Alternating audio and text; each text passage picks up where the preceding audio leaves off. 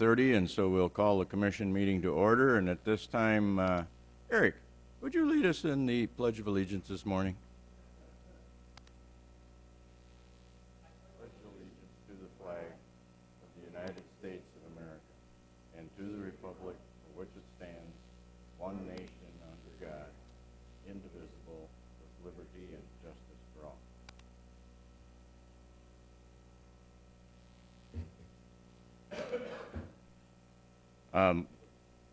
Just one announcement from the chair this morning before we get started, and if there's any questions from anybody in the audience regarding our attire today, the United Way campaign is a county-wide campaign involving all of the mayors of our communities throughout the county, and we're going to be having a presentation on United Way, and so today the commissioners are wearing United Way, Live United t-shirts, and in support of the county-wide effort. And also a little later this month, folks, I think we're going to be wearing pink t-shirts in support of the breast cancer drive that's going on for breast cancer research. At this point, I would ask if there's any citizens in the audience that would like to schedule time on the commission agenda for an item that's not listed. If not, we'll move on to the approval of the agenda. Commissioners or any staff members present, do you have any corrections, additions, or changes that you'd like to make to the agenda? Stacy, you're okay? All right. And our consent agenda items include the approval of the minutes. All of this is in our packet. The travel education requests, the personnel action notices, cellular allowances, and approval of the human services report. No questions? One quick question, Mike, on the human services. Financially, as the year goes along, we're okay at this point with? I just got my budget report like 2 days ago. I haven't went through the whole thing. I do know that we are over as far as the rents are right now. I think utilities we're fairly close to, and the medical is kind of always a wild card, and it depends on how much of the backlog of medical we get caught up with, whether or not we'll be in there. Okay, thank you. Then we'll approve our consent agenda without objection, and we'll move on to our routine business. And this morning we have first item is the approval of the claims, and we want to note that there's the one adjustment on the claim of $592.25 to Attorney Vandenberg, there was a $5 error that was caught. Yeah, it was a $5 error last week, and it was caught before the check went out, so the check was voided and reissued for the correct amount, just so we note that from last week. And then there were a few additional claims placed in front of you this morning for approval. Everybody had a chance to look at those changes on or additions to the claims. Okay. Any questions on the claims? For discussion purpose, the chair would entertain a motion to approve the claims. So moved. Moved by Commissioner Wyseth, second by Commissioner Miller. Now discussion. Any questions on any of the claims that were presented? I went through them just like all of you have, and I didn't notice anything, but okay. If not, we'll please call the roll. Wyseth? Aye. Miller? Aye. Falcon? Aye. Larson? Aye. Motion carried. Then B is our department head reports. We have the community health quarterly report in there. That report was submitted to us. I don't see, is there anyone from community health here to? No, I see Melissa. But they always have a complete report that's included in our packet for the quarterly report. We'll just start. Bev, if you have something for us from Register of Deeds office, we invite you to come forward and report.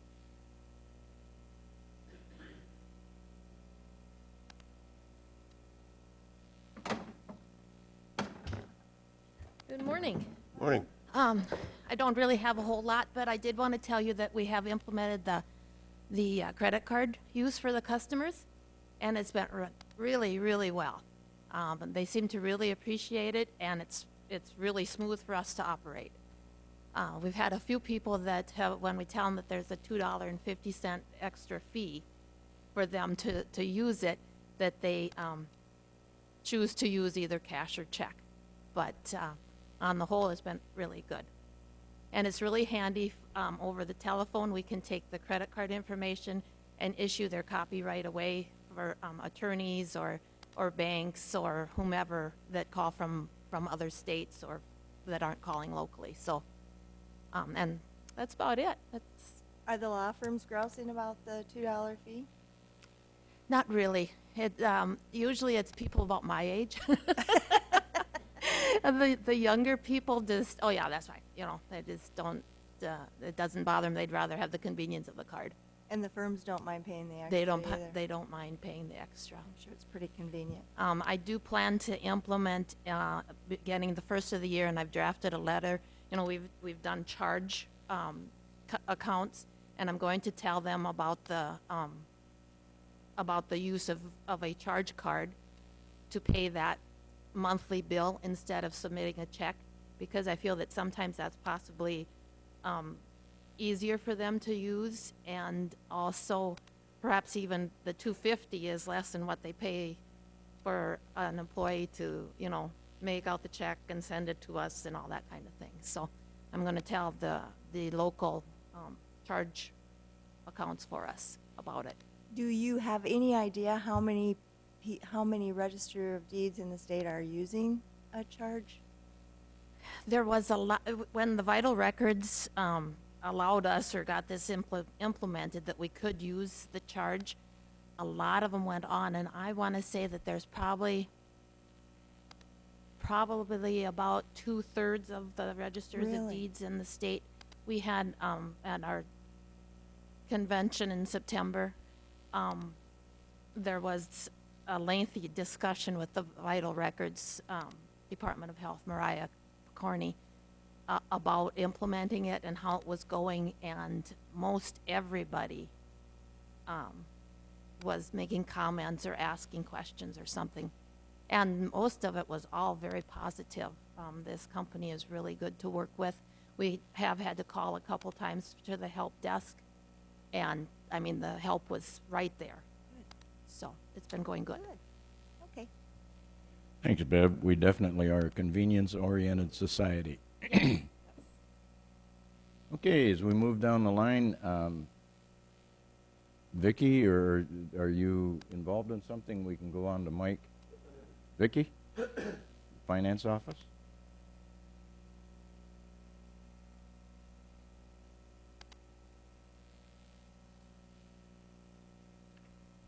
Good morning. Morning. Just to kind of give you an update, we've had 786 absentee voters. I checked this morning before I came up, and that is going well. All the nursing homes are done, so that is a good thing to have over. And we have Brenda here today that's going to talk to you a little bit about our audit. And with our other staff that are coming up, I just want to publicly thank all of our staff in our office for what I'm hoping is a good audit. She's already went through it with us, and it is a good audit, so that's good. And other than that, we're just collecting taxes like mad, and we're staying busy, but everything's going good. Good. Thank you. Yep. Mr. Marty? That's fine. That's fine. It doesn't matter. Oh, you're going to let Mike go first? I didn't call him Bob, no. Morning, Mike. Morning. On the welfare side of it, I went down to Sioux Falls on the 16th. We started rewriting the county welfare manual for all the counties. It was very, very informative. Also gave me some ideas as far as our procedures manuals and some of the things that the other counties are doing that we may want to bring before the commission to change for Brookings County, couple of them is basically how they kind of look and how they count different things. So that was kind of nice to know about, and also gave me a few ideas to deal with some of the older cases that we're dealing with. On the VA side, the 1742nd has returned. I've had probably about 10 to 12 members of that unit that have come in now so far to sign up for the bonus and also sign up for education benefits and for the medical benefits. So it's kind of exciting to see those guys coming back. You can kind of tell how our guard units have been called up. And the 1742nd was one of the earlier units that was called up. And then we have had other units in between there that have been called up multiple times. Well, the 1742nd has only been called up twice now that I know of, or possibly 3. So the ones coming back now, most every time they come back before, you don't necessarily have the bonus records going on again. But these guys are all new guys. They're all, Spec 4s. They're 20, 21 years old. So it's kind of exciting to get to see these young individuals when they get back here, and very proud of the service that they've done for our country. And it's nice talking with them. And the 30th, I have been asked to go down and sit in on a panel down in Colorado. They'll be paying for all my expenses and everything. So I'll probably just take annual on that one, but I just wanted you to know I will be gone the 30th. Okay. Any questions for Mike? Thanks. Sheriff Stanwyck, morning.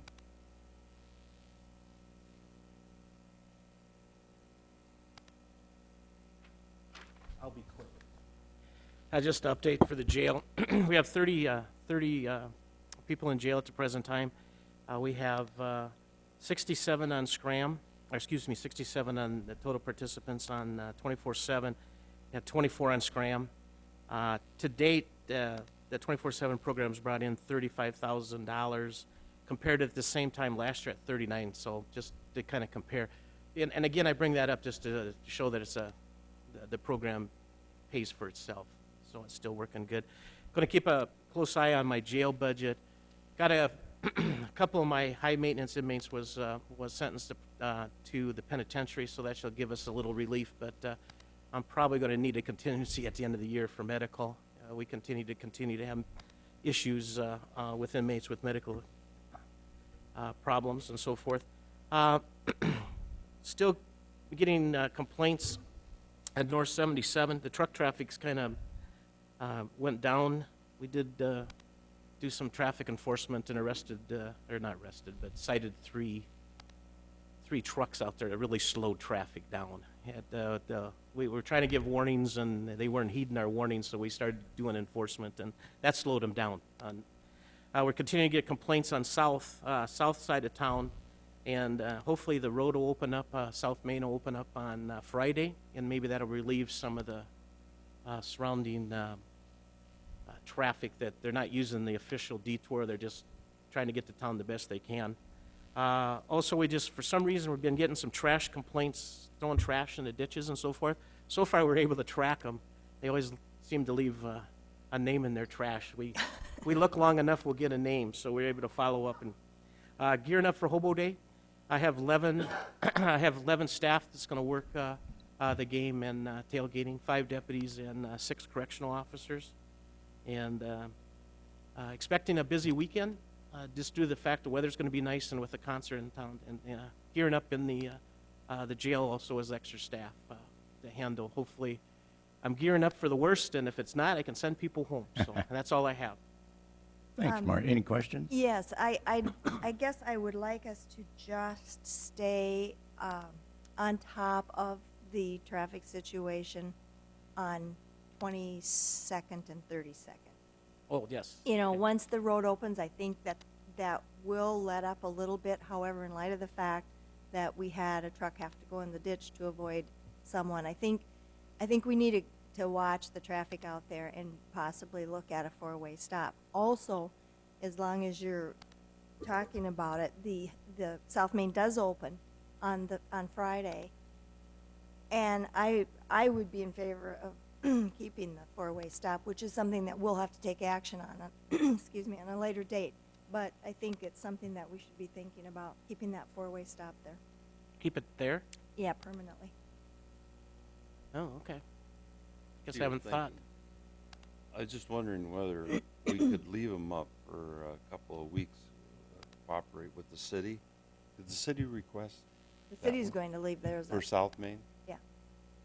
At For a 32nd? while. Just to put Mhm. them up for, leave them up, since everybody's getting used to them, and just get public input on it, and you have a chance to think about it, and see if we want to leave them up on a permanent basis.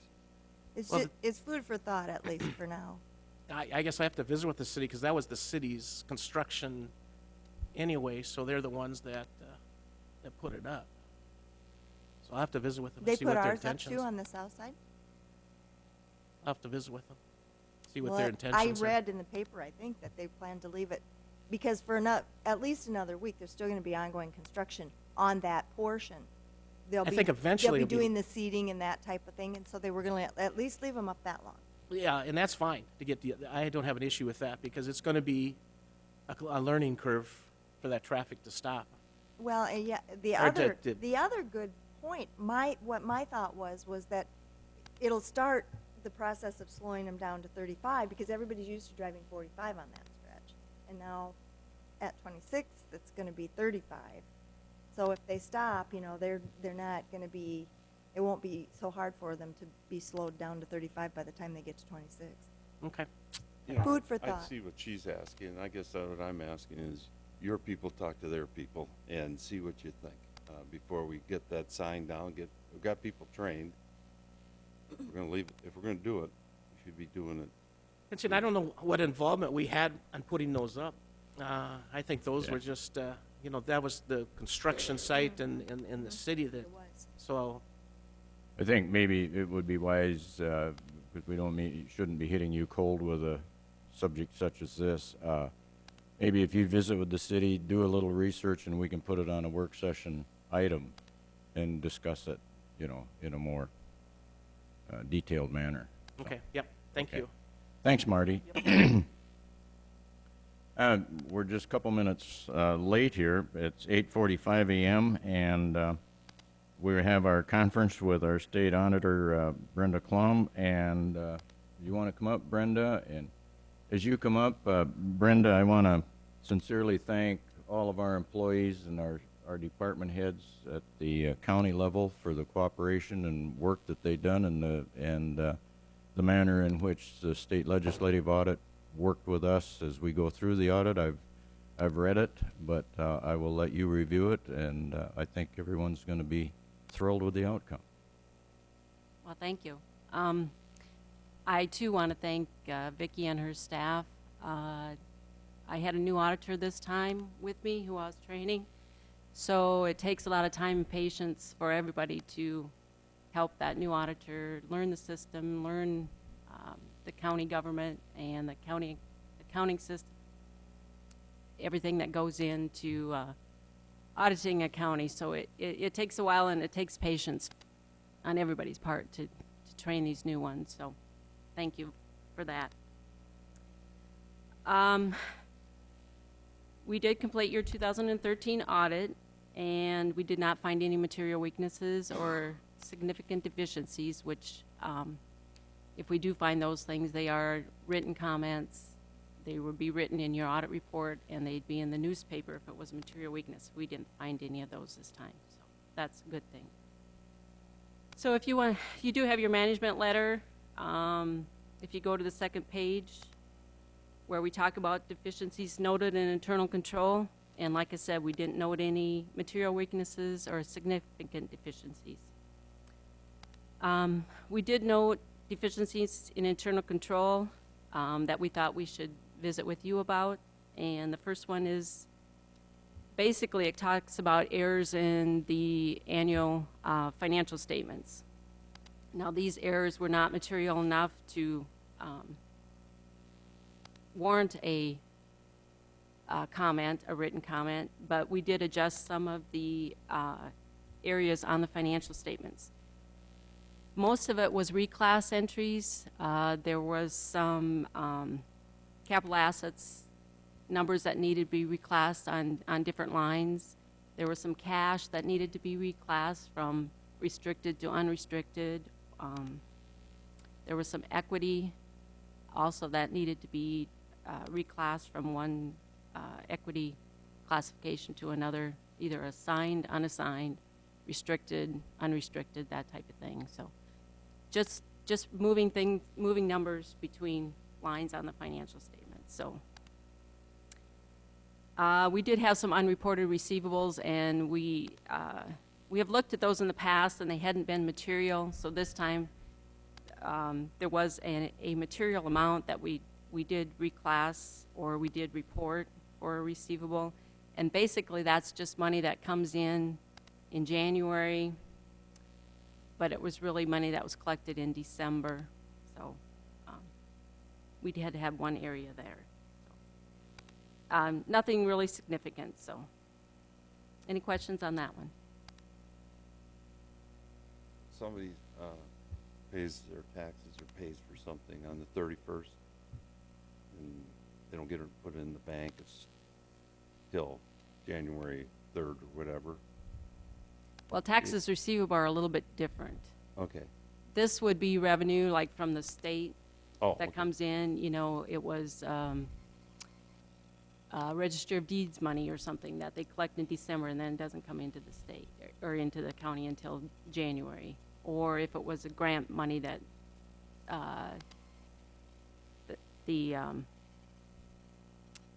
maybe that's not a good example. Clerk of courts money. All those things that are collected in December, and then we don't receipt until January, but they're actually December collection. So Any other questions for Brenda? Once again, Brenda, I want to thank you. Your well, cooperative do you want to go efforts. through number 2 on that list? Sure first? can if you want. Okay. I thought you were done. I'm sorry. No, that's all right. I got to scroll down a little further. Basically, number 2 talks about the highway inventory, and we noted that on that ending inventory, there were negative amounts for 2 items, and I don't remember exactly what I think it was blades and something else. And then no physical inventory count was done at the end of 13. So what we recommend is that there is a physical count at December 31st, and then that they monitor maybe that inventory a little bit better on things that are going out and coming in. I think it basically boiled down to things that were used but didn't get updated on the inventory, or they got updated twice on the inventory, which showed a negative amount on those blades. So we're just saying maybe we should monitor it a little closer on the highway inventory.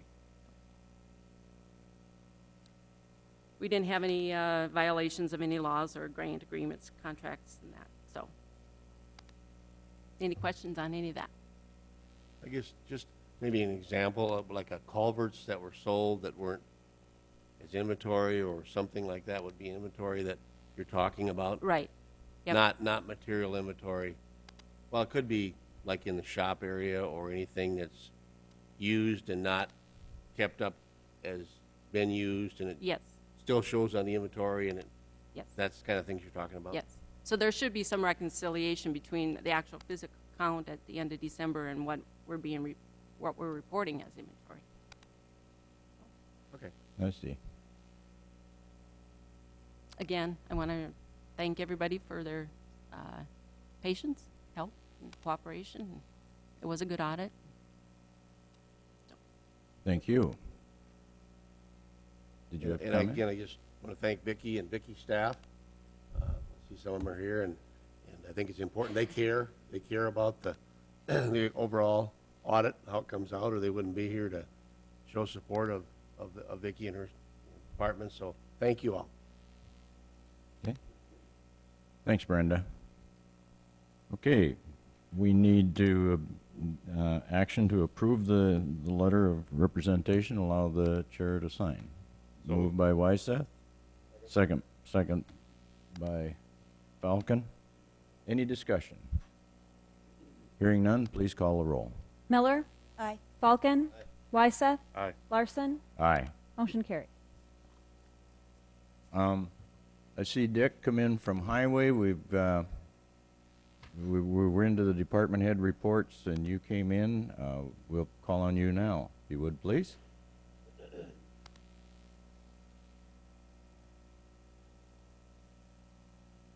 Morning.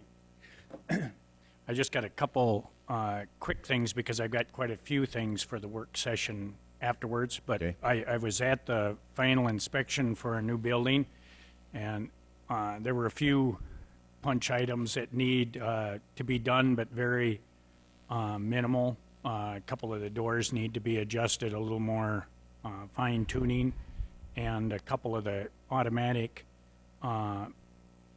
operational exhaust fans and stuff have to be double checked to make sure they're within the parameters of what was spec. But I think they'll issue them a final completion pending those two things. And when the door guys get there and the Eckern comes, that should be pretty quick.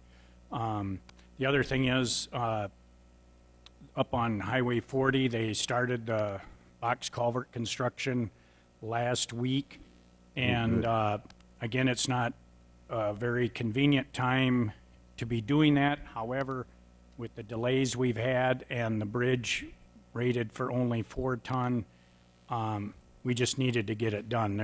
They shouldn't be using it anyway. So if you get calls, that's why we went when we could, and we were very fortunate that they could come back and do that. So, and the weather's been cooperating perfectly for them, so that'll help immensely. So, other than that, I'll just wait till the work session. Dick, you want to go over those flurry of emails that we had about 34th, the agreement and application? Do you want to talk about that during the work session? Yes. Yeah, okay. Is that about a 3-week road closure there? At the most, with the weather cooperating the way it is, I'm hoping that, like I say, we could probably have it open, boy, by the beginning of next week. Oh. Which would be nice, because they've already set like 3 of the 12 sections, and they go pretty fast once they start doing that. So, again, cross your fingers, but it looks very positive for ahead of. Originally, it was 3 weeks we planned on, yes, for closure. I think this is the one you finally got your permit? Yep. And for the benefit of our public that's with us here today, this is the project that we wanted to get done late spring, early summer. Right. And we put our permit in with the Corps of Engineers in January. And with all the delays and everything that they have, and EPA and this and that, we finally got our permit probably like 10 days ago, 2 weeks ago. At the most, yep. Yeah, 10 days ago. And we've had our contractor waiting and waiting and waiting to get this project done. So for the benefit of those people that live in that area, that's the reason we're doing it late in the year. Mm-hmm. Okay? Thanks, Dick. And You're welcome. any other questions for Dick right now? Okay, we'll see you at the work session. Thanks, Dick. We're right on about time. We're maybe a minute early, but we do have a 9 o'clock. I see Mr. Rowland is here. Les, we welcome you to come up, and you've got some discussion with us, and Les is with the Historic Preservation Commission, and he's going to visit with us a little bit about our parking lot project. Good morning, Les. Good morning. Thank you for putting this item on the agenda. And just referencing what you probably have in your packet, a December 18th, 2006 letter that was issued, and it's regarding the parking lot that was put across 7th Avenue from the Sheriff's office. Obviously, just to express concerns by the commission whether we could look at a couple things. One is, if I look at the letter, signage maybe to direct. There's concern with not wanting to encourage traffic down the alley there, to minimize that, and then parking there, having all the vehicles exit onto 7th Avenue. So driving by there and just doing a quick assessment, I didn't see any parking or signage that actually said to direct that. So I'd like you to consider that, as well as landscaping. And I noticed this item number 2, it references a hedge along the north side. Well, there's no hedge anymore along the north side. So, but thinking that, as a general rule of thumb, when we put parking within a historic district, we'd like to encourage some sort of landscaping that creates a buffer between the paving area and the historic district itself. So if, I noticed there's about a 4-foot clear area there that landscaping could be provided, just to request possibly to consider doing that as well. Otherwise, other than that, just looking back on this letter, that were the 2 main concerns, I think, encompassed in this letter, that if we could get you to consider that, that'd be much appreciated. Okay. Questions? I think the parking lot design that we kicked around some time ago has more parking than 50%. Yeah, I noticed that, but it's like it's there. It's not like you're going to take it out. So, we'll just kind of say, okay, that's an existing I was condition. hoping you'd say that. I mean, let's just get real. It's not really, the landscaping. If we could get to request by the landscaping and then signage, I think that would work. So, Falcon? I guess my only question is, Marty, do you want to work with Dick and talk about some signage over there for exiting out onto 7th, or however you guys want to look at that whole process over there? And we can do that. There might be a misconception that that's public parking. It's sheriff's office parking. I've instructed my staff to go out, go out on 7th Sure. Avenue. And I got it signed for sheriff's office parking. I mean, we can put a sign up, but I think the time when we were talking about the parking lot, I think maybe there was a misconception that was going to be overflow for the courthouse or something. There'd be public parking, but it's only staff. I usually have patrol cars over there or my RSVP cars, so I don't see that as a big issue. And as far as the hedge, I have no money in my budget for that. If you want that done this year, we sure can do that if I can get a contingency to go ahead and do it with the hedge. I guess my only comment, maybe I could just check into the pricing, check into whether it's a time of year or wait till spring or whatever. I think that the whole issue is you want us to be looking at these things, not necessarily we're going to do it tomorrow. right. Right, No. and I think Obviously. if it's private parking for staff only, I mean, if signage just says that, As long as you have a policy in place, I guess that would be compliant. Yeah. So, so I think just work together, and Marty, with, what the concerns are, and just check into that. I mean, it's certainly not that expensive to plant a hedge, I mean, Yeah, in and the there was a spring. plan to do something. I came out, I wasn't aware of this letter, and city planning wasn't aware of the letter at the time that I talked to them about it. But I did come out 6 feet from the sidewalk to do something, and I wasn't planning to do anything until, next spring anyway, so. Yeah. I think, Les, if you and Marty communicate, Okay. you can come up with something, and Marty will bring it to us, and Okay. we can come to a common resolve. that works. Yeah, if that's consensus of the board. Yeah, I don't think it should be a sheriff problem. I think it's county building, county government. I mean, we'd certainly come up with the money if you guys come up with a plan. I did talk to the one neighbor to the north, to the east, that adjoins the property, and I talked to the father of the resident that lived there at a particular time, and we talked about a fence on the east side. He'd like to see a fence there, and I don't have an issue with that either. So, but we'll visit about it, see what's the best. Okay, I think if you guys communicate and work it out, why, you can bring a recommendation to us, and we can work with you, get it done. That works. Okay? Thanks, Les. Thank you for your time. Appreciate it very much. Okay, we've got some time. We'll continue on with our regular business, and I think we're down to item C. No more department heads have come. Finance officers report.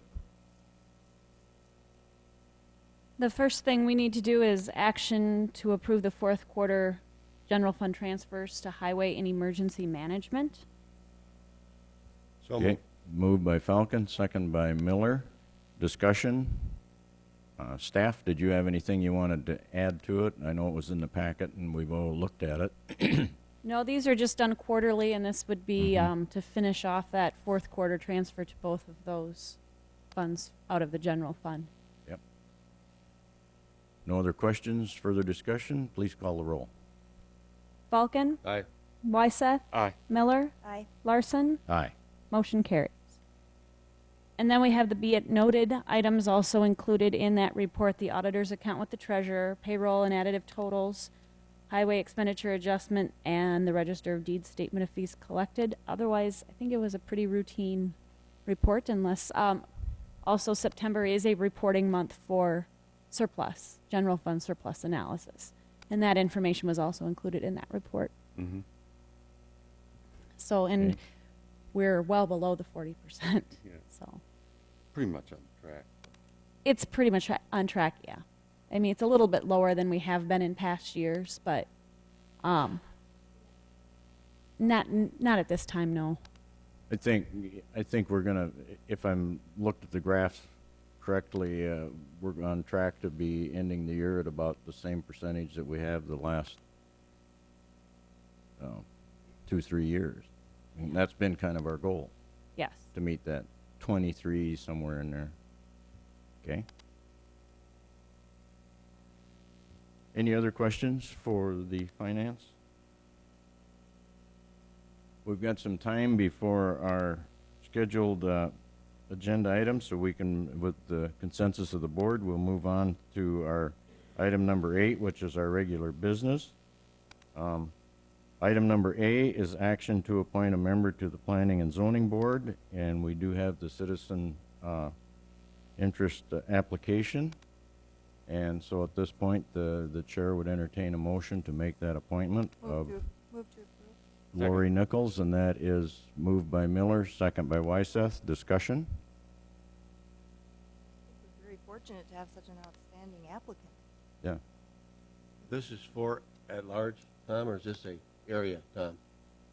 This appointment for a... Oh, yeah, this is for Dis- that region, those District. townships. That area, that district. Yeah, Okay. that's the word. Yep. I thought it was, 'cause we've already It's appointed... not him. an alternate, that's to replace a Sterling person that Township. resigned. Okay. Because he moved to town. Be a replacement for Mr. Johnson, is that correct? Yep. Alan Okay. Johnson. Okay, any further discussion? Hearing none, please call the roll. Wyseth? Aye. Miller? Aye. Falcon? Aye. Larson? Aye. Motion carries. Well, Lori Nichols is now a member of the Planning and Zoning Board. Item number B is action to authorize the chair to sign the state and local quarterly agreement. And that, again, is in our packet. Chair would entertain a motion. It's pretty complete. From So our moved. emergency management, moved by Falcon, Second. second by Wyseth. Discussion? Hearing none, but did you have discussion? Okay, hearing none, please call the roll. Miller? Aye. Falcon? Aye. Wyseth? Aye. Larson? Aye. Motion carries. Item number C is action to approve Resolution 14-47, and this is the final plat of the Ribstein addition to the north half of the northeast quarter of Section 21, 11050 west of the 5th PM. There again, it's in the packet. Chair would entertain a motion from Mr. Wyseth, second by Mr. Falcon. Discussion. This was brought before the Planning and Zoning Board around 2 o'clock in the morning, and or 1:30, I forget, and there was no problem. Okay, recommendation? He's just plating off the acreage, Yeah, where the you- house, and Yeah. We probably would have discussed that little rectangle, but I've contacted you all that we've got to do something different about our planning and zoning meetings. When you're at 1 in the morning, you're not as sharp. I think that was at 7 or 8 o'clock in the morning, that little rectangle would have been discussed at greater length. But other than that, you all know where it's at, and Yep. it's right on the highway there, and Okay, very normal. okay. Further discussion? Please call the roll. Falcon? Wyseth? All right. Miller? Aye. Larson? Aye. Motion carries.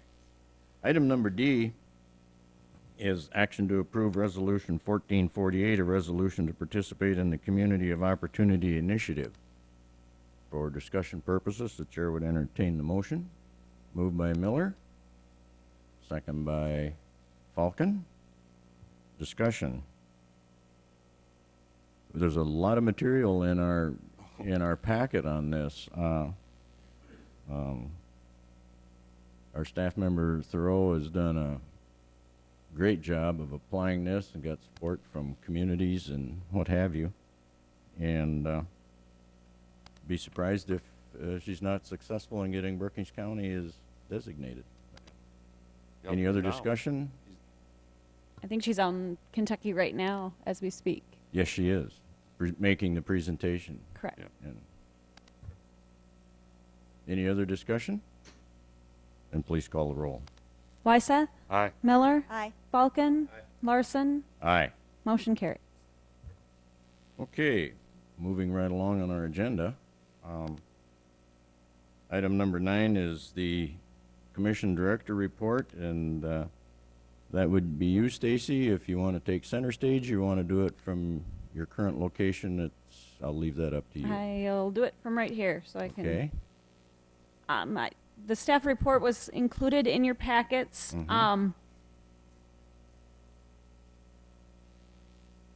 Want to get just kind of a consensus from the board moving forward with the health fair coming up. The last couple of years, employees who have participated in that have been given incentive pay up to $100, depending on how their screening results come out, different amounts for different things.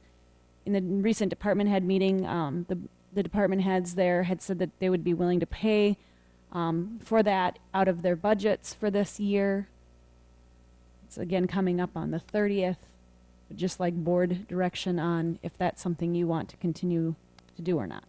Is that how it was done in the past? Was out of their budget? It has. I think it was discussed about maybe coming out of the HR budget at one point, but when it's done through payroll because it's a taxable pay.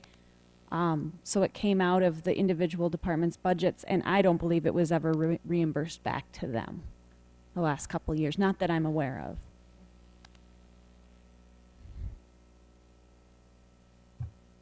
We get a lot of participation in the health fair. Yes, we really do.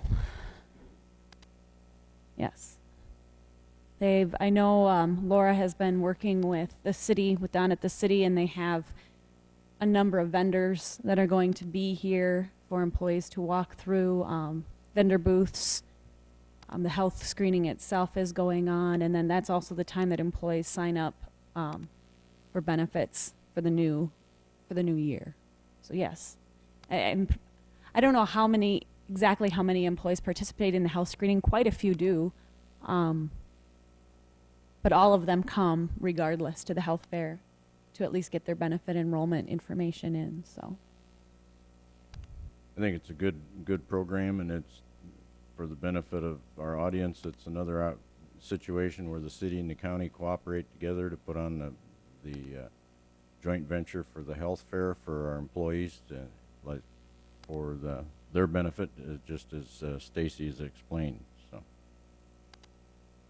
And when we do this health fair, this is something that helps our insurance premium, isn't it? correct. Yes. Oh, yes. So, We had just, what was it, like 3.1% increase for our health insurance. which is very minimal which in this is- day and age. Yeah, Well, amazing at this day and age. I'm in favor of going ahead and reimbursing if the department heads are on board. Tom, you in favor? Consensus? Danny? And I'm in favor of it. Yes, this is just one of a series of things that we do throughout the year that benefit our employees as well as give us credits towards premiums, i.e. this is our health insurance premium. So. Fine. Stacy, you may continue.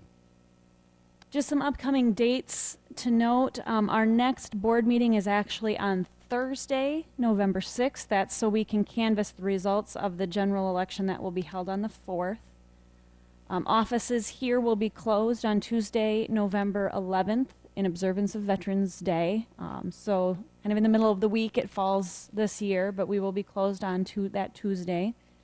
Laura and I will be heading out to Pier right after that day off. We'll be heading out to Pier for a couple of days to attend the Safety and Loss Conference. I believe 2 from the highway will be going out as well. And just a couple of things. Youth and Government Day is December 2nd. And then we have our leadership Brookings will be here to meet with you on the 18th. Vicki kind of touched on the absentee voting. That's been going very well. We finished up going out to the assisted living centers and the nursing homes last week. You could tell we were at 554 when I absentees when I did this report. Now we're closer to 800. I think we'll probably easily be there by the end of the day. I expect that to continue to go up more and more as we get closer to election. People will make up their mind and decide to come in and vote early. I did provide department heads with a copy of the strategic plan, that summary discussion. Going to be getting some feedback from them on that. We need to at some point schedule a half-day session, probably towards the end of November. So you start looking at your calendars, and I can send out maybe a survey monkey to see what works for you folks. I will be out of the office next Friday, or this Friday actually. It was next Friday when I wrote this. It's this Friday. Had a couple of other correspondence just from citizens concerned about publishing the planning and zoning agendas. Suggested maybe publishing those in the shopper as well as our legals, that gets out to more people.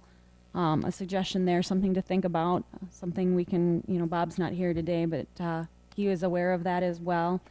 Another email from a citizen that lives just north of Brookings with concerns about the traffic on Madera Avenue between Highway 14 and 42nd Street. Also, some increased biosecurity concerns with the SDSU facilities going in out there. But I can share that I have some just biosecurity needs north of town. I don't know what we can do for him. I think that's something SDSU he needs to address with SDSU, but I wanted to pass along that that individual had some concerns about that. Also on your desk this morning, I put a notice that there is a highway needs and funding study presentation going to be held here in this room. That's Monday morning at 9 o'clock. I think it's Senator Volley from Mitchell will be putting that on. So something that, if you plan to attend, let me know. We can get that published as something that you folks will be attending. Other than that, unless you have any questions from me, I think that is all I have for you. Any questions for Stacy? Well, Stacy, if something comes up during our future discussion, why bring it forward, or if we have a question, we certainly will ask you.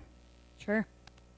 Moving on, item number 10 is Deputy State's Attorney report, and that is our Deputy Abigail Howard. Abby? Just a couple updates for you. Our office is busy as usual. On Monday, I believe we had approximately 160 matters in magistrate court, so it's a busy time of year for us. And as Sheriff Stanwyck mentioned, with Hobo Day coming up here, we certainly are cognizant that things may be getting busier. We have had some events out of the office as well. On October 8th, Mr. Calhoun was asked to speak at the docudrama or mock accident that they put on at the high school. They do a mock texting and driving accident and have the juniors and seniors watch that and participate. And it was a very compelling event, and people are always moved by Mr. Calhoun's story, and it was just wonderful to be included and be a part of that. Additionally, on October 10th, I assisted in hosting a continuing legal education seminar in Pierre as part of our state bar organization, and presented a bunch of really good information, great speakers on some new and changing legal developments. And then on October 15th, it really was a benefit to our community. We had a domestic violence training for law enforcement here in the community that was put on by the domestic abuse shelter in conjunction with DCI and one of our state prosecutors that does a lot of domestic violence work. I noticed a number of law enforcement officers attended and a number of community members. It was open to the public, and it was just an excellent training and an excellent opportunity for our community. And with that, I don't have anything else for you. Okay. Any questions for Abby? We'll go on to our commissioners' reports. Commissioner Falcon. Yeah, well, I have a report on the 7th and 8th. I attended the annual work comp conference in Spearfish. That's where we elect new members to our board, and that was done. I was not up this year, so it wasn't county spots that were open, but we took care of that business and gave reports from the work comp, the liability, and the health insurance pools, and they're all doing extremely well, well funded. So we're in good shape for that, and I think there's no increase in the work comp premiums this year, other than the reclassification and things like that. But don't expect any, or shouldn't expect any increase in the work comp area, which the board I serve on. And on the 9th, I was involved in a conference call with the State 911 Coordinating Committee, again working on our next generation project and hiring consultants for that. That should be finishing up fairly soon. And the other event I had is on the 15th. We attended the fraternity hosted supper, dinner that was held out in the bypass. Good chance to meet all the young gentlemen out there and talk to some of the people from other areas, and so other people running for election were there, so it was interesting to just get a chance to visit with everybody. Okay. Commissioner Miller. On October 7th, I went on the conservation tour in the afternoon after our meeting. It was a great learning experience. I had to miss the one the year before, and it was absolutely fascinating. Some of the new things that are happening out there, and I wish everybody could go out and tour like we did. It was a great learning experience. That evening, until 1 a.m., I attended the Planning and Zoning meeting and listened to all the pros and cons concerning the dairy, and I have to agree with Commissioner Wyseth. When I left at 1, everyone looked so exhausted that I didn't know how they could continue on. So I think we do need to make some changes, but my intent when I attended that was to hear everything that both sides had to say. On October 9th, I attended the PPCC planning meeting at the hospital. On October 14th, I had a weed board meeting. Good news is there was no West Nile in Brookings County, and the gopher count is down. The county roads are 3/4 done being sprayed, and there's at that time only 19 miles left in one of the townships to be sprayed. On October 15th, I too attended the Delta Chi Social, where we got to talk to a lot of different community leaders and some very intelligent young men. And then I was going to bring up the local transportation board letter, but you're going to handle that. So that's all I have. Okay. Commissioner Wyseth. Okay, well, the 7th, I also went on the conservation tour. It was very good. And then they had the planning and zoning meeting that night. One other item of interest that was Alex Kaler had his conditional use permit for his business that he wanted to put, and it was turned down. It didn't get the 6 required votes. And I live 6 blocks from here, and I pulled in at 2:38 in the morning. And so I don't know what time we finished, 2:30 or something like that. And besides the stress on the board members, the staff members who have to get to work the next day. Bob had to be at a meeting in Sioux Falls at 8. It's unfair to the public. We had a fella from Lake Hendricks that wanted a variance on a Lake Park District thing, and I think he was the last thing. I mean, that's just not, I've been there all night. It's entertaining, but not that entertaining. So, Todd Kays has visited with us. I've talked to Bob. I've talked to you folks about putting some money towards, if it takes money, like an extra meeting or something, other ideas. And right now, Richard said that our meeting in November is pretty light. So we put it all. And we'll probably devote, besides the comprehensive plan, which we never even got to, because that was at the end of, always at the end of the meeting. We're going to talk about how to restructure the meetings. It's not that the meetings are run poorly, it's just how much stuff we try to put in them. And So we're going to talk to First District and start beating around some ideas that be better for the public and the staff and the board, okay? So that is moving forward. 16th, 911 meeting, and we will have a memorandum of understanding for you to look at that replaces the one that, I forget how many years old it was, that was definitely out of date in a few spots. And so we'll present that to you, and Abby had gone over it and with the changes, and we'll get that probably the next meeting. Yeah. The council will be getting, city council will be getting that also. Don may have other things. Don was there. Let's see. Oh, on the 13th, this was in a meeting, began a flurry of emails that we're going to talk about later, dealing with that dock on 34th and things that come out of the blue, but from the railroad, and had to do with an application and application fees, and you could spend more if you wanted to expedite it, and then it needed an agreement, and what agreement? And we've gotten legal opinions, and Abby, you'll be here for our work session, and kind of, Dick will got in the middle of it, and Ryan and I, and he's, going, and with Banner, it went on for a couple, 3 days, and we'll, hopefully the grant's still okay, and hopefully we're still on track. But there's always something that comes up on that road. That's it. That's it?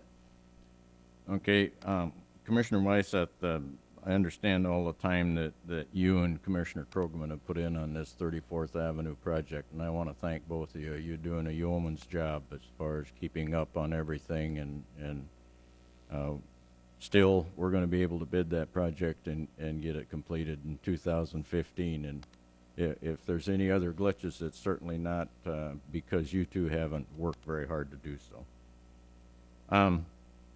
Got a couple things, some of the meetings I attended, oftentimes we overlap, and I attended the conservation tour just as some of the other board members did, and it was very, very informative and very interesting to see all the great conservation projects that are going on throughout the county. A lot of projects that you kind of drive by them, you don't even notice them, but once you get out in the field and see what these people are doing, it's very, very interesting. And I do have a thank you letter from the Conservation District for attending the tour and for the support that the board has given them in the past. We had a housing meeting, which I was unable to attend. I didn't get back into Brookings by noon after touring a site. But we did renew the contract with our management firm for the next year, and everything seems to be going along quite well from the reports I got. I, too, attended the Delta Chi supper at the Delta Chi fraternity at SDSU, and that's always interesting. We've got elected officials from around the state that come. This year being election year, there was some statewide candidates present, and you get to meet them, and this leadership training group kind of in their fraternity at the university is a fun group of young fellows to meet with. Then we have the 911 meeting, and Tom covered that quite well as far as our agreement. Abby on our side and Attorney Britzman from the city side have reviewed it. There was some statutes that have changed, and there was, Abby found a couple corrections in some statute numbers. There was some numbers transposed. So we've got that in order, and it will be updated, and we'll be bringing the new agreement forward.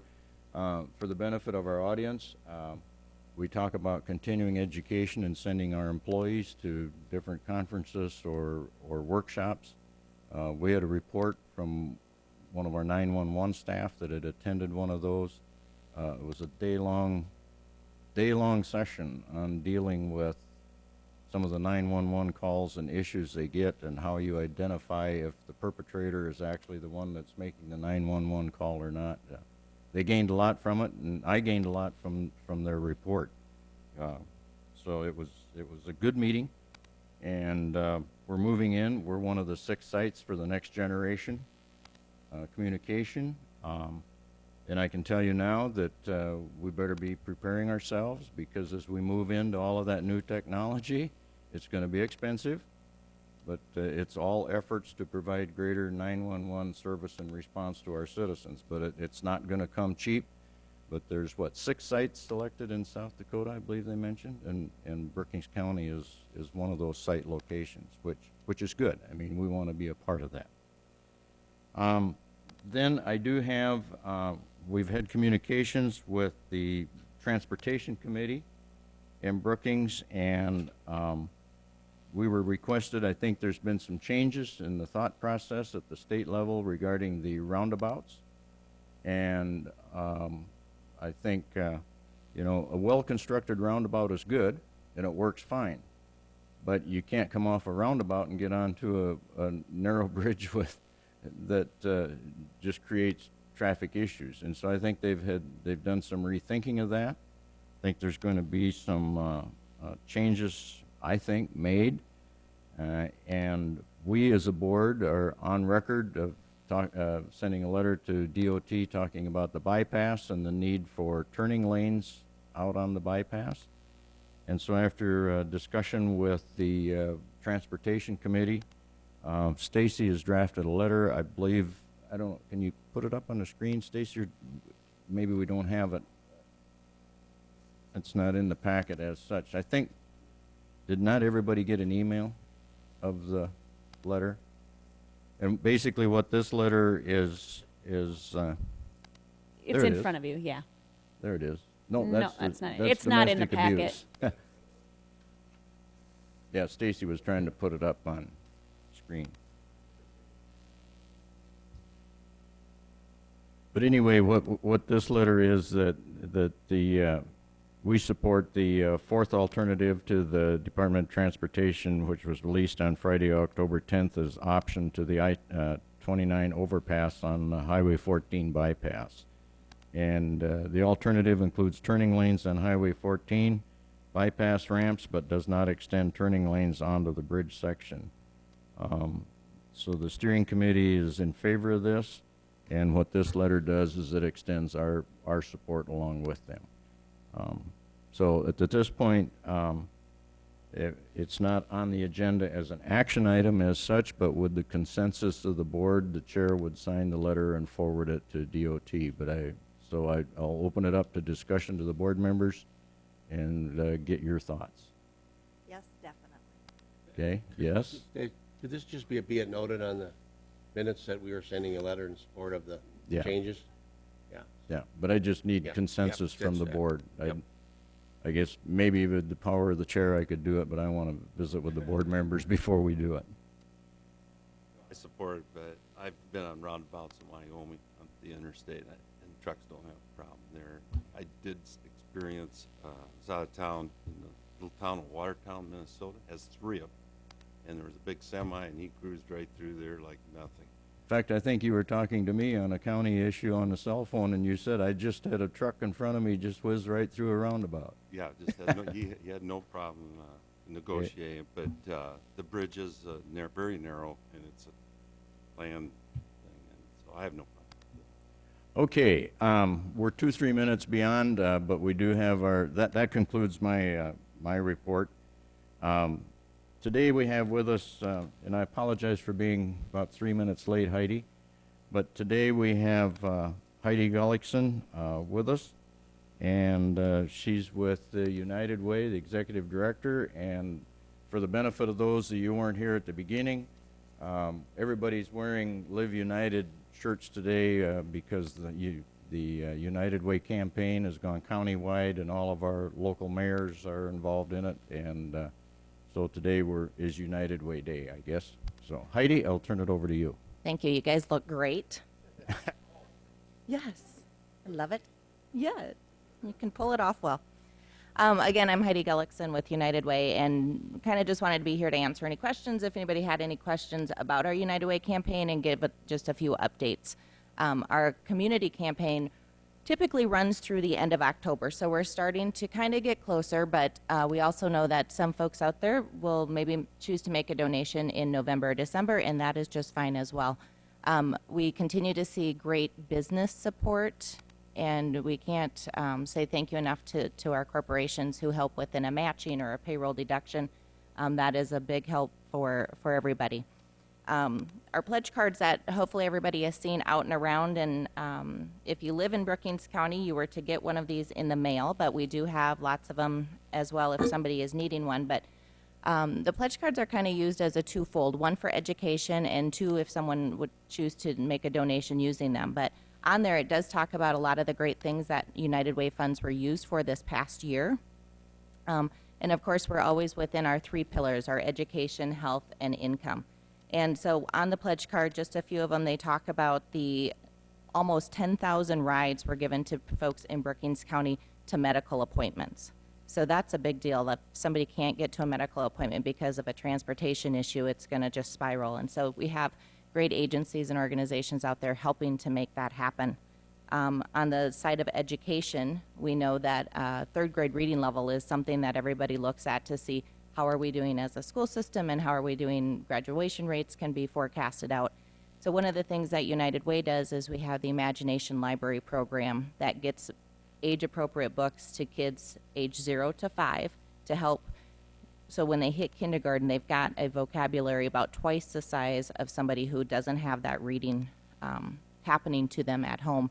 So by the time that they're to third grade, they're right where they need to be. And last year in Brookings County, almost 9,500 books were sent out to kids. So every month they get a new book. And that is one of our county-wide initiatives. There's a lot of agencies that are maybe located here in Brookings, but we serve the entire county. So there's lots of agencies that you see out into those smaller communities, but there's some of them that you don't see happening, but they are there to be used as a resource. So as a United Way board, we certainly appreciate all of the help and support that the community has given us over the past years. And one of the initiatives that's coming out in 2015, which I've spoke to the board about, and I've talked with department heads and city officials and agencies, but in 2015 in February, we will roll out the 211 system. So it's great to hear that the next generation of 911 is coming out because that's such an important thing in those emergencies. But 211 will be there in maybe not non-emergency situations. So if somebody is new to the community or they have a new situation come up and they're trying to figure out where is that community resource, that's what 211 can be used for. So whether it's where do I go vote or where do I get my driver's license, all the way to we're going to have trouble paying the heat bill this month because of some situations we've had happen in our family. What are the resources out there to do that? So we'll be having our first initial meeting November 12th that I'm getting invitations out to, where 211 folks will be here. So anybody who's interested can come and learn more about that, but that'll be mainly to our partners who will help us create that database. So when that phone number is dialed up and that trained professional on the other end has all the right information to give to our residents of our county. So really excited about that, and I'll be making my way out to all of the other city council meetings for our smaller towns. It might take me a couple months because they all meet on the same night. Almost all at the same time. So I drive fast, but not that fast. Does anybody have any questions about the United Way campaign or about what United Way does? Heidi, just had a question. You know, I see that you're implementing all the mayors from all the communities in this, but they are not having individual drives in their communities. That's all part of our drive because they are served by a lot of these agencies in the entire county. That's the Right. Yep. behind the scenes, the whole work part Yep. of that, right? You're right. Brookings Area United Way covers the entire county, and so to kind of bring forth that fact, we asked the mayors of all those smaller communities in Brookings as well to get involved to show support. Because if somebody works in another town, but maybe they work or they live in another town, but they work in Brookings, and they think, well, but I don't live here, maybe I don't want to give here, for them to know that it is covering their area as well. Because I know back years ago, I was Fund Drive co-chair for 2 years, and we would do presentations in the city of Brookings specifically but a lot of the places we went, such as Larson's or some of these factories and businesses, were a lot of people that did not live in Brookings, that lived in those other communities. So that, as the board added on people from outlying areas to the board also, We actually have a new board member coming on, and our terms start in March. And so we're in conversations right now, and we have a representative from Volga that will be joining us. It's one of the things that we're looking at, yes. Okay, thank you. Good So- work. I just want to note how important United Way is. I serve on numerous boards that depend wholeheartedly on what United Way can give them. And so I just want to pat you guys on the back and thank you for all that you do. And the mayors, I think that's an outstanding idea, having all the mayors involved. So on behalf of those boards that I serve on and our communities in Brookings County, thank you. Thank you. It's been great having the mayors on board. They were all very, yep, I'll do it, jump right in, even though they probably didn't know what they were signing up for at the time. But no, we've appreciated their support. And the agencies that we help fund really do such great impact work. And as United Way, we can help make that happen and also help to coordinate resources and volunteers and collaboration. So be watching as the thermometers start to go up, but there's still certainly enough time for everybody to pitch in and help, and we appreciate all the thoughtful consideration that goes into it. How close are you coming to your goal? I have to admit, I haven't looked at the thermometer lately. I have the red duct tape in my car, and I'm gonna go around and start putting some red going up. Okay. It's still pretty early in the campaign. A lot of our business, our corporate partners, run their campaign through the end of October. So we haven't seen a lot of that come in, but I get excited and I smile a lot when I go to the mailbox for the generosity of our community members. Good, good. Great program. Okay. Thank you. Thanks for being with us, Heidi. And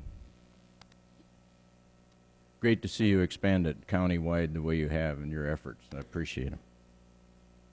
We have a 9:45. We've got about 4 minutes. We can take a brief recess if any of the commissioners would like to, and Commissioner Miller agrees with me. So we'll take about a 4-minute recess as we wait for our 9:45 scheduled agenda item. Okay.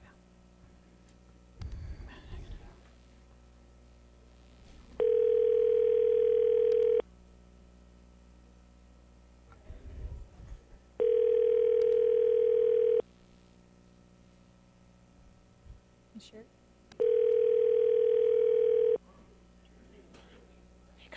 Good morning, Mr. Bob. Hi, Bob. We are in a recess right now. Can you hear me? Yes, ma'am. Can you Okay. hear me? Yes, I can hear you. So we'll just kind of keep you on hold here, and they're just taking a couple-minute recess, and then we'll get to it. Thank you, ma'am.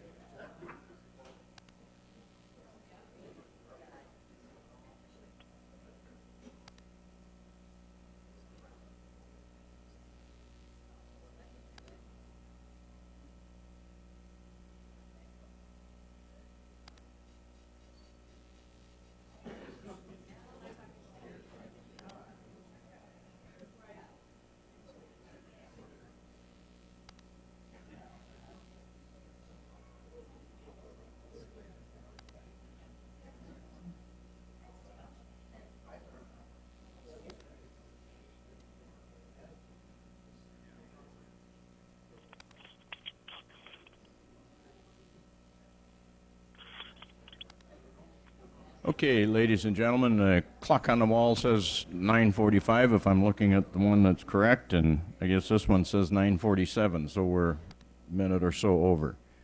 We'll come back to order, and at this time we have our 9:45 a.m. scheduled agenda item, which is a presentation from the mayor of Mr. Nelson, the mayor of Hendricks, Minnesota, in regards to concerns with the Planning and Zoning Commission's decision on a permit. Prior to Mr. Nelson's presentation, I'm going to ask our Deputy State's Attorney to explain how the permitting process works, and once everybody understands that and is on the same page, and then we'll listen to Mr. Nelson. Okay? Thank Ms. you, Mr. Howard. Thank you, Mr. Chairman. For the board and the public's benefit, conditional use permits, as we know, are heard by the County Planning and Zoning Commission as opposed to a County Board of Adjustment pursuant to Section 5.05 of our Brookings County zoning ordinance. And with that, if any of the conditions imposed as part of the approval of a conditional use permit are violated, that Planning and Zoning Commission does have the authority to revoke a conditional use permit if they feel it's appropriate.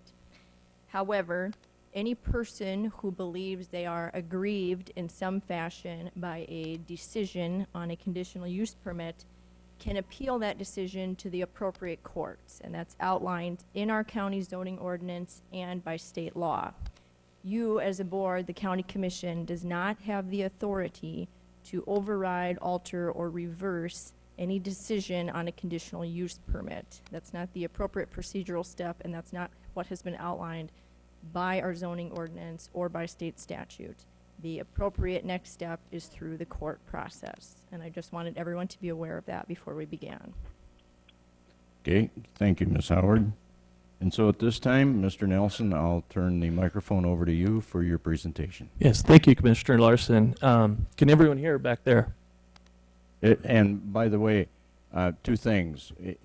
Speak directly into the microphone because our employee, Mr. Hill, is on the telephone and he can't hear unless you speak directly into the microphone. Okay, Okay, thank I you. trust that everyone will be able to hear me. My name is Jay Nelson. I'm the mayor of Hendricks, Minnesota. And before I would start with what I'd planned to present to the board, could I follow up with Ms. Howard with one question? I met with, I've been meeting frequently with the Lake Hendricks Improvement Association. And one of our board members is Jonathan Lenkeek. You may or may not be familiar with him. He was on the Planning and Zoning Board in Brookings County for 9 years. And it was Jonathan that said that there were things that the Planning and Zoning Board had approved on occasions that were overruled by the Brookings County Commission. Is it safe to say that none of those were conditional use permits? I can't speak to any specific instance that you're referring to without reviewing that information, but what I'm informing the board and the public today is that our statutes and our zoning ordinance provide that conditional use permits be appealed if they are contested to the court system. I don't want to speak to any of the specific instances you may be referencing without looking at those further. That Okay. would be. That's very, very fair. So, once again, thank you, everyone. Thank you, Commissioner Larson, Falcon Miller, and Yeseth for allowing me to present to you today. And similar to when we were over here 2 weeks ago in front of your Planning and Zoning Board, I'll give a brief introduction of myself and of my community. My name's Jay Nelson. I'm the mayor of Hendricks, Minnesota, and I'm a lifelong lover of Brookings County. I've not resided in this county, but it was my great-great-grandfather and a number of his cousins that settled the northeast part of this county. We were one of 3 population centers. It was his cousins that were on the that were delegates to your county convention when it was organized in 1877. So our history with Brookings County, though I may not have been a resident here, is long. I'm a member of Sing Sauce Church, and we proudly do our own farming up in that corner of your county, and we give a lot of that to the Brookings Food Pantry.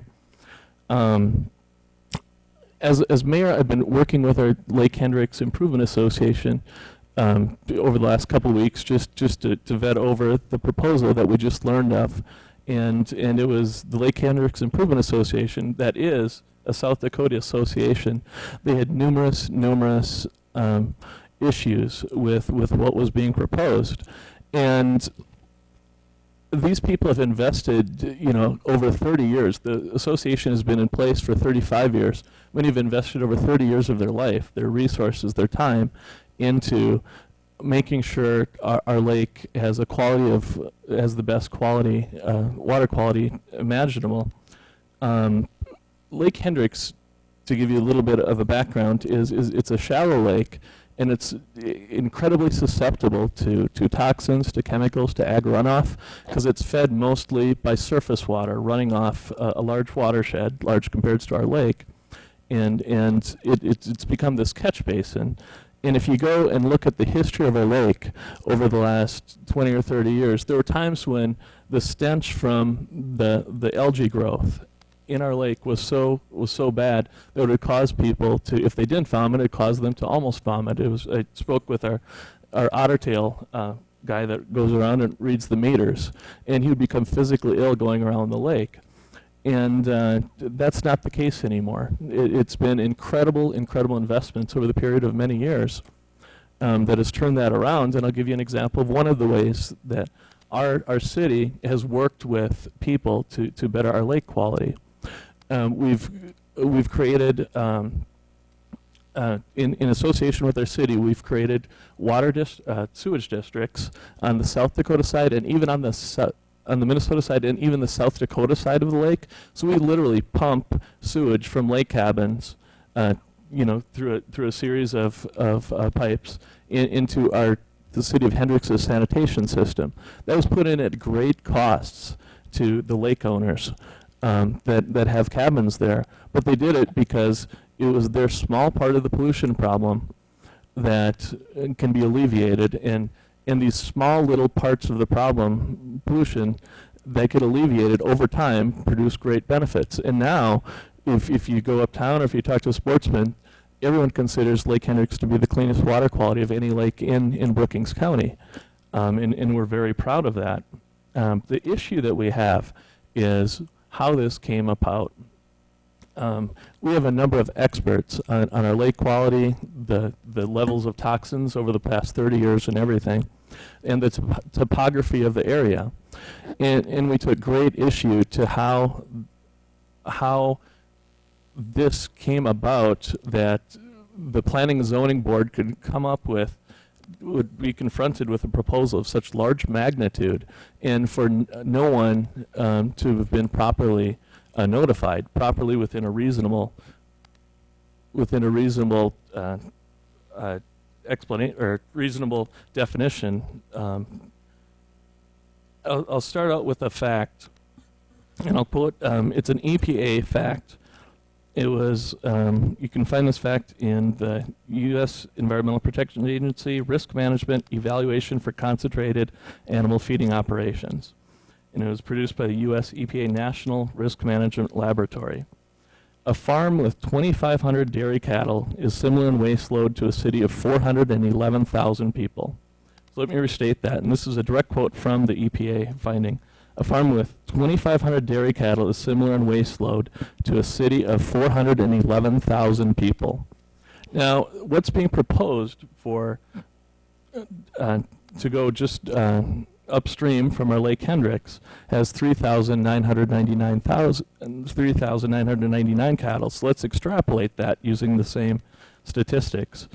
This dairy that's being proposed would have the pollution equivalent to a city of 657,435 people. We consider this, we think it's reasonable to consider this to have huge environmental implications. And we come forward, quite frankly, with the complaint that the township, that is going to be hosting this was never notified. I think it's reasonable for the county government to have at some point notified the watershed district that manages the water flow that goes into our Lake Hendricks. And quite frankly, and perhaps I'm biased, I think it's reasonable for the city of Hendricks to have been notified also. The city of Hendricks takes great pride in our lake, and it provides the economic subsistence that allows our main street to flourish, allows people to build on the lake, and which helps our hospital to flourish.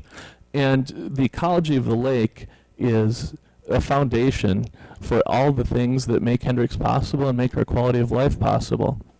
And I take great exception to the fact that there can be a project that has the pollution equivalent of a city of 657,000 people, and that we were not notified.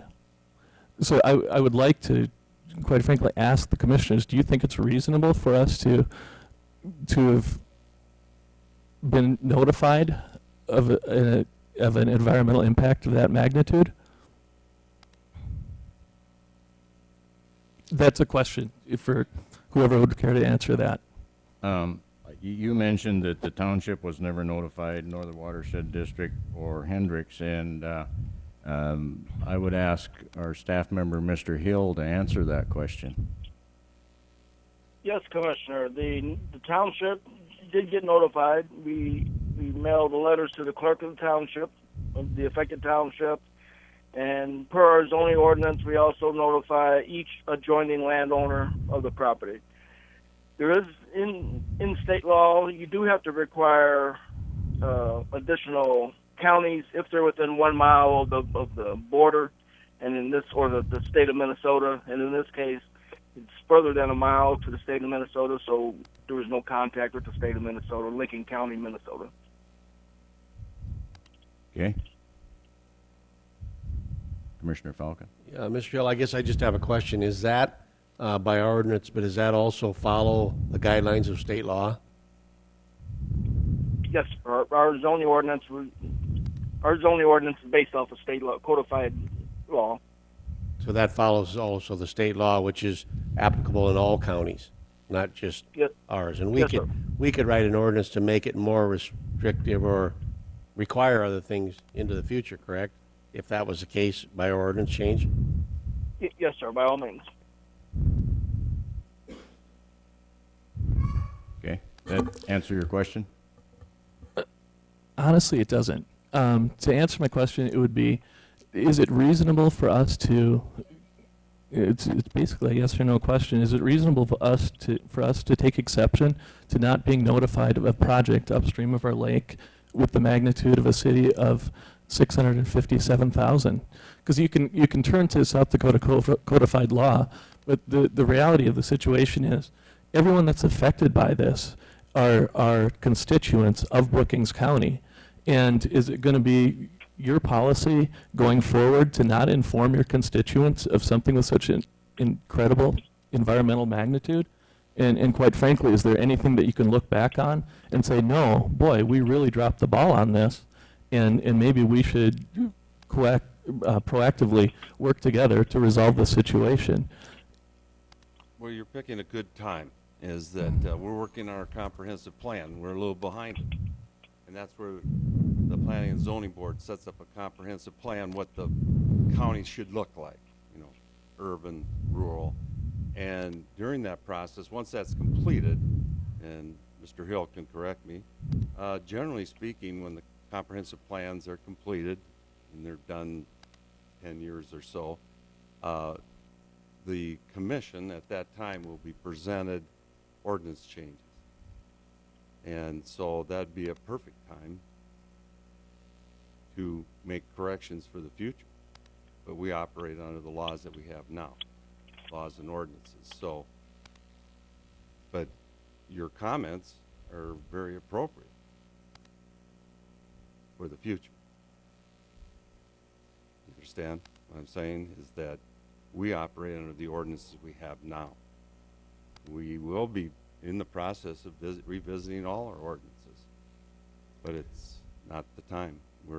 And the public has been invited to community meetings to go online, various ways of communicating their opinion, and the Planning and Zoning Board has been working away at it. But once that's completed by them, these commissioners, or the commissioners will have next year, since 3, will have an opportunity to look at that and say, oh, to fit that comprehensive plan, we need to have this ordinance. And your points might be very well taken. Thank you. And I want to say, Commissioner Weiss sent a letter after our planning and zoning meeting, and I very much appreciated that. Your comments were well taken, and we're very impressed with that. I want to say that you and your fellow Joe, wherever he is, I saw him Back row. from the Lake Association, and the people that from your lake and your community were excellent spokespeople and were well mannered and had good thoughts. Sure. Quite frankly, I think the county commission will have a credibility issue, quite frankly, when you have so many constituents that are adversely affected by this, and that you go to them and say that we're only following South Dakota codified law, that you could have so many people adversely affected, their property values are at risk to fall or plummet due to the lake becoming a lettuce salad like it was during the 70s and 80s, and to have not taken appropriate measures, not appropriate by codified law, but just in respect to fellow people, in respect to your constituents. And I just regret that it's come to a point where only one side of this project, the project that knew it existed in the first place, was allowed to move forward with their agenda without giving the other side, the people that have invested decades of their lives to defend the quality of our lake water, to gather their statistics and to quite frankly sit down and say, what's the best way to proceed? Because that's the part of this whole component that was not adequately represented. And I think, I'm so impressed with Brookings County on so many levels. I couldn't have 2 weeks ago, I couldn't have imagined a scenario where I would have issue with anything that you guys have done over here. But being as we are where we are, I think it'll be in our best interest to work together to. The dairy hasn't been built yet. What can we do right now proactively to make sure that any environmental concerns are mitigated or eliminated? And you kind of answered my question, I think, but your concern, I mean, you became aware of this not by notification, such as you feel maybe should have been done, but again, it followed the law. So your concern is you did not have enough time to prepare to present at the planning and zoning meeting all your concerns and issues, or, I mean, the meeting went for till 2 in the morning. I mean, there must have been a lot. Is that your concern, is that you didn't, because once someone applies for a permit, then it sets that in motion for notification, it sets that in motion to take it to the planning and zoning meeting. We get notification of what's on the agenda. I mean, we just get an agenda. We don't get any more particulars than that, even our board. And so I guess that's kind of the concern, is that, because you presented your concerns at the planning and zoning meeting, correct? I mean, was there anything that you didn't get to present at that meeting? Correct. There are numerous things that we would have done differently had we had more time to prepare for the meeting. We have people that have literally just stacks of information on the manure runoff and ag runoff over the course of 30 years. And we would have liked to have gone, had time to deep dive into that so we could come forward to you with statistics, rather than just generalities to say that, boy, ag runoff is adversely affecting our lake. We would love to have had the time to create, a list of bullet points on things that we would like to see in place, if this was to proceed at all. and without notification, without notifying, that knowing that the meeting even exists, we're not going to come prepared for it. We had a day, but most of the people that were here have day jobs, and had literally just 1 or 2 hours to prepare. And I just think the process is so broken for your constituents in that part of the county, and for the other constituents that are in rural areas of your county. I would be very worried, quite frankly, that something could proceed like this without them being adequately informed. And I think this is just a major cause for concern. And by the emails generated, and sent to me over the last week, this is a concern that encircles all of Brookings in every direction. How could this have proceeded? I would go so far to even wonder, is there anything that was coordinated within the county, to make sure that people weren't informed about this? I fully understand that you would take exception to that, but for so many stakeholders to be affected by this, and for no one to have had any idea the threat existed, it would cause people to reason for concern that there would have been an effort to keep people uninformed. I do take exception to that. We would not do something like that. The legal requirements for notification were met, and it isn't, it wasn't in our hands. I mean, it happens outside of this board per se. So I do take exception to that. We would never do something like that to our constituents. I think, ordinances can always be changed. And unfortunately, you can't look back. And quite frankly, the dairy met all the requirements that we have. And is our requirements right? Well, that's to be judged. And quite frankly, I believe the legal process is, if they would have been possibly turned down by the planning and zoning, he could go to the appeals process. So it's a two-way street on the appeals process, and he would have appealed it, and what would the judge ask? Would you deny it the way we felt? When the judge is going to look at the law. The law may need to be changed, or the ordinances, but we play under the rules of the game as you start the game. And so now there is, I believe, and Bob, tune in, the next step is the DNR. And the planning and zoning members had a book about that thick on engineering. They're going to have one about that thick, and I believe there's a 30-day comment period. So there's another course of action or whatever you want to do. I'm not going to give you advice. Your group is smart enough to figure things out. But Bob, isn't that right? Is there a 30-day comment period by DNR? Yes, yes, Commissioner. What will happen is they will, they're in the process now of getting a surface water discharge permit from Department of the Environment and Natural Resource. And prior to the issuance of that, the South Dakota DNR will publish the request in a legal newspaper in the county for written or verbal comments on that particular thing. And then while I'm speaking, during the whole process of the construction of the dairy itself, DNR is the one that goes out, and they're the ones that ensure, as a zoning board, we reviewed the plan and we approved the plan on the basis of what was in front of us. And then DNR will go out, and during the construction of such as the lagoons and the soil compact test and things like that, that's where the Department of Environment and Natural Resource sends their engineers out to ensure that the facility is constructed properly. Another thing, I guess, there's a lot of confusion that, every state has different rules on their planning and zoning, and some states don't allow commissioners to even be there, let alone vote, and ours does. I think Minnesota does.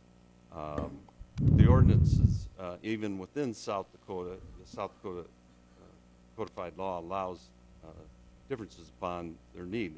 And somebody in 1987, I believe, made the decision that when they set up the Planning and Zoning Board, that the commission at that time said, we want to put you in charge. And is that right? That's something to reevaluate also. But we work under the rules that are laid out this time. All right. Well, I'm nearing the end of what I would want to present to the county commission. I will say that in closing, I deeply, passionately believe your constituents in that part of the county should have been notified. They should have been given adequate time prior to that planning and zoning committee to look over the facts, look over statistics, and to come to that meeting and rebut what they think will be a detriment to their quality of life. I made note of it, and as we move through the comprehensive plan, I get to put my 2 cents in, and the notification process will definitely be looked at. We'll work with First District, who does a lot of advice up and down this side of the state and dealing with planning and zoning issues, and I wrote her down. And okay.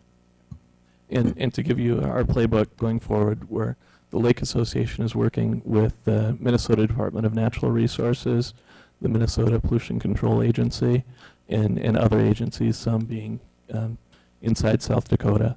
And we deeply appreciate the friendships that our community in Brookings County and its residents have had over the past, century plus.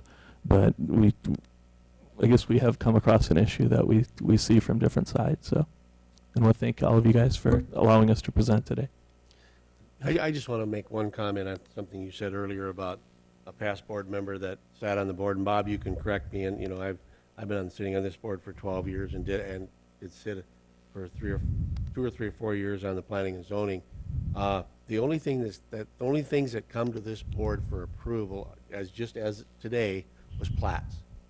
And I know, if I remember my memory, that there was one plat I believe we overturned that the planning and zoning approved. But conditional use permits and variances do not come to this board for approval. So for us to turn it down, it doesn't even come to us. So he may have been thinking about plats more than he was thinking about. Bob can correct me if I'm wrong there, but that's the way they go, right, Bob? Yeah, well, Commissioner, what happened, I believe, in 1997, I believe that the rules and the zoning ordinance was changed. In the past, the mayor is correct, and I want to thank the mayor for speaking today. The mayor is correct. From 1975, when we started zoning, probably to 1997, forgive me, my dates might be off just a hair, then the county commission did have to approve every decision by the zoning board. And then I believe it's 1997 is when the ordinance was changed to send it in the circuit courts. And that was all done through the deputy state's attorney's office at that time, and the ordinance. And that's the ordinance that's been in effect since I took over as the county development director. Yeah, and my start date was 2002, so I wouldn't have known about any of those. I didn't want anybody to leave the room thinking that we could just arbitrarily change this. That was changed back in 1997. Thank you. Sure. Yeah, that was changed many years ago, sir. And I guess if it's 97, I thought Richard told me 87. And it very well could have been. My date. I don't have the documentation in front of me right now, Commissioner. But I guess my point is that if you look in the news, you watch the news, some counties operate differently, and so don't say, well, down there at Kingsbury, for example, the county commission can overrule. Maybe they can or can't. I don't know, but it is different throughout the state. That is understood, and we were only focusing on Brookings County, but I thought it was in everyone's best interest that we drill that down today, and thanks to Abigail, Ms. Howard, too, for her role in clarifying that. Mr. Mayor, you asked a question, and you deserve an answer, and that was regarding the notification process. And is it reasonable? Was it a reasonable request? Yes, it is a reasonable request, and that is something that can be brought forward as a topic of discussion as we go through the change of the ordinances and the comprehensive land use plan. I will say this for the benefit of the people that are attending today. We've had some outlying meetings in regards to the changes and work on the comprehensive land use plan, and Commissioner Miller and Falcon and I have attended some of those, but they were very poorly attended. In fact, Commissioner Falcon and I went over to the comprehensive land use discussion meeting in Elkton, and there was one citizen showed up, and that citizen was from Aurora. We had, Commissioner Miller, you and I were in White, and I think there was 6 or 7 people came, and actually some of the discussion was regarding things within the bounds of the city and some needs which was not relative to the comprehensive land use plan. And so it isn't that we have not been trying to change the plan and without participation from the public, but at least those attempts to meet with the public weren't very successful for us. But so you need to, as we develop the plan and make the changes, the public needs to get involved, because that's why we're doing it. It's a public decision, and our Planning and Zoning Board is a public board made up of citizens that are making these decisions. So I want to thank you for coming here, if you've concluded. I think it was a good civil dialogue, and it shows that there's concern out there for the environment. I'm conservationist myself, so I'm equally concerned. But I think as we move to the future, your requests and some of your comments are certainly very appropriate. And at the present time, of course, we have to live by what we have. Chairman Larson, I Yes, guess sir. I want to defend the public a little bit, because I'm part of the public on a lot of issues, and I don't pay attention until there's a problem, you know. Yeah. And so as far as the attendance goes, I would take that they didn't think there was a problem, but now a problem has arisen. I mean, that's just, it's human nature, and that's, unfortunately, democracy sometimes runs on a rear view mirror versus to the windshield. And we've gone from 87 to 97 to now with no problems to speak of, you know, I mean, as far as notification and all the different things. And so that's the democratic process, is unfortunately is sometimes in the rear view mirror. It takes a problem to get something fixed in the future. But you have other courses of action, and you may pursue them with those people. Sure. In my role as mayor of a Minnesota town, we actually have some limitations as to what we can do, and especially, you know, what it would pertain to in another state. So, but I plan to make myself fully available to those residents in Brookings County, and my concerns about whether there was a coordinated effort to not notify people wasn't my own concern, but it's a concern that many people of your county have voiced to me, and would I guess one question, and I apologize, I said I was going to conclude, then I'll kind of bring up another Sure. point, but would you guys make available any communications within your county employees that, concerning this, concerning how this was presented to the Planning and Zoning Board? Because there's What? I'm not following the question. No. Restate the question, if you would. I'll please. restate the question. Would the county commissioners bless the effort to make any communications within with any of the county's employees concerning the planning and zoning hearing, and the dairy being on that night's agenda? You mean the county employees, did you say? One question that has been posed to me by 3 of your constituents in Brookings County is whether or not there was a coordinated effort to make sure that people weren't notified about this, weren't adequately notified, and they've talked about using the Freedom of Information Act in South Dakota codified law. It's called the South Dakota Sunshine Law.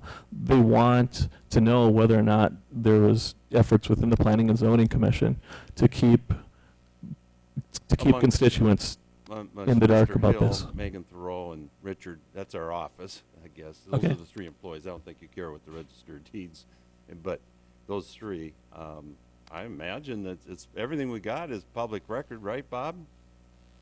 And, so. As far as I know, it is. I mean, that would be a question more related to the deputy state's attorney, but I've got no secrets on my computer. Mr. Chair, if I might. Yes. The affidavit of publication, proving notice in the papers, the letters that were sent out to adjoining landowners, I believe that's all public record, and the Planning and Zoning Office, as far as I know, would have no problem showing that documentation. Okay. I will pass that on to the people that have mentioned that. So, and with that, I'm out of topics. Well, thank you, and once again, I encourage everybody to get involved as we move forward in the updating of the comprehensive land use plan, because your input is important, because that's the document we're going to move forward with for a number of years. So. All right. Thank you, guys. Okay. Appreciate Thank you it. very much. Yes, sir?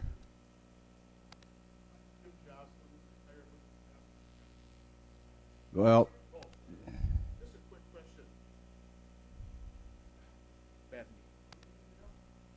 My name is Jim Jocelyn. I'm a retired ELCA pastor living in Hendrickson's, had my whole ministry here in South Dakota. Okay, my question is that, of course, this is a very, very emotional issue for us. I mean, some of us can barely talk. We're so upset about this. And I'm concerned that we've run into this wall, you know, and there's a lot of frustrated people here and back at Hendricks, and people couldn't be here today because of work and other meetings. And it just seems so arbitrary to us that, boom, all of a sudden this happened, and we're sitting here kind of dead in the water and still very emotionally charged about this. Now, Ms. Howard mentioned the courts. So my question is, could you, as our representative, help us to, what court do we go to? What's the next procedure? How do we take our grievance, and where do we go with it? And to whom do we take it? Somebody taking notes? Okay. Mr. Chair, if I might respond. yes. The next step for people that feel that they are aggrieved by a decision, as I mentioned, are outlined in state law and in our planning and zoning ordinance. So that's all there. Can we get a copy of that? That information, obviously, the state law is accessible to all citizens, and our planning and zoning ordinance, I do believe, is accessible through the Brookings County website as well as in our planning and zoning office. Okay, thank you. Any other questions? No. Thank you very much. Okay, thank Go in you. peace. Thank you. Okay, thank you, folks.